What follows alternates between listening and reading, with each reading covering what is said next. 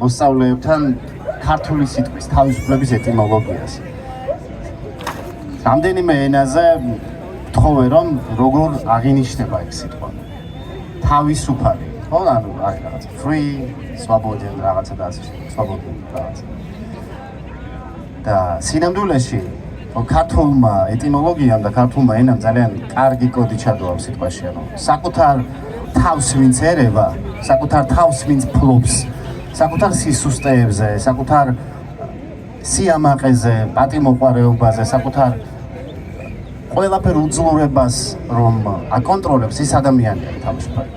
ზია ამაღლობელზე როცა მეკითხებოდა საერთაშორისო რამდენიმე მედია, რომ აი როგორ ხსნით იმას, რომ ადამიანი ამდენი ხნის განმავლობაში შიმშილობს და უძლებს. მე ვთქვი, რაღაცა უნებურად წამოვიდა ეს ფრაზა, რომ ზია ამაღლობელი არის სამოქალაქო ასკეტიზმის განსახიერება. ადამიანი 24 საათიდან 20 საათი მუშაობდა, მისთვის არ არსებობდა არც შესვენება, არც მეგობრებთან გართობა, არც რაღაცა მშობლება მე მგონი არც არასდროს არ ქონია და პრაქტიკულად თავი მიუძღვნა, როგორც არ ვიცი, სხვადასხვა რელიგიის ამსარებელი ბერები თელ ცხოვრებას უძღვნიან რაღაცა თავიანთ რელიგიურ ცნებებს და ამაში პოულობენ ხსნას, ასევე მზია უძღვნა თავისუფალ სიტყვას, დემოკრატიის გაძლიერებას საკუთარ თავს. და ეს ძალიან ცუდი ქარიშხალი და შავი ბრუნლები რომ ჩაებლის ჩვენი ქვეყნის თავზე. აუცილებლად დავაფასებთ კიდევ ასმაგად იმ რაინდულ მაგალითებს, რომლებიც ჩვენ ერთი საპყრობილიდან მეორე საპყრობილისკენ მიმართული დავინახეთ.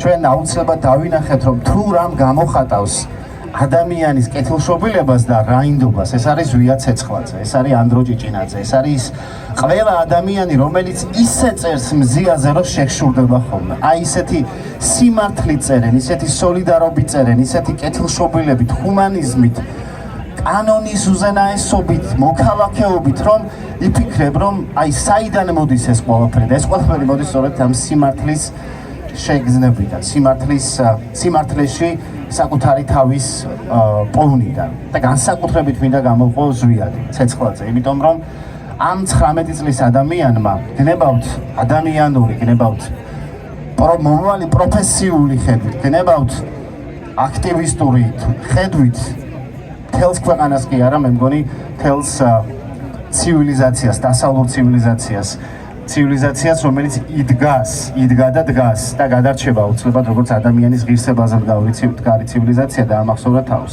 ყველა მისი წერილი და არა მხოლოდ მისი დარჩება ქართული წინააღმდეგობის, სამოქალაქო წინააღმდეგობის მარგალიტება და დღეს თუ ჩვენ ვკითხულობთ ვაცლავ ჰაველის ძალაუძალოთას, ამ ვკითხულობთ სხვა დისიდენტების წერილებს და ვასწავლით ამას უნივერსიტეტებში, სკოლებში, გაივისწლები და ჩვენ ამ წერილებს აუცილებლად წავიკითხავთ ზვიადის, ანდროს, მზიას და ასე შემდეგ.